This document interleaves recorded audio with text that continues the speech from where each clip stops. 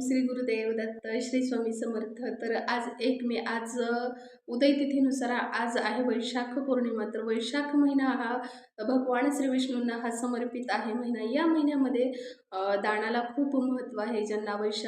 ज्यांना अक्षय तृतीयेला काही कारणानुसार दान करायला जमलं नसेल तर त्यांनी वैशाख पौर्णिमेला नक्की दान करावं. तर या महिन्यामध्ये तुम्हाला दान करण्यासाठी तुम्ही चप्पल दान करू शकता, त्याचबरोबर छत्री दान करू शकता, जेणेकरून की लोकांना थंड पाणीही तुम्ही दान करू शकता, ज्याने की थंडावा राहील उन्हाळ्यामध्ये. तर भगवान विष्णूंना हा महिना समर्पित असल्यामुळे तुम्ही पिंपळाची सुद्धा सेवा या पौर्णिमेला करू शकता. तर पिंपळाला 1 लोटा पाणी तुम्ही घेऊन जायचं आहे. त्यामध्ये तुम्हाला थोडंसं गंगाजल टाकायचं आहे. त्याचबरोबर तुम्ही त्याच्यामध्ये थोडीशी चिमूटभर साखर टाकून ते पिंपळाला व्हायचं आहे आणि माता लक्ष्मी ही तुमच्यावरती प्रसन्न होणार आहे. तर त्याचबरोबर तुम्ही तुमचं जे मेन द्वार आहे तर त्या द्वारावरती तुम्ही पिंपळाचं तोरणही बांधा.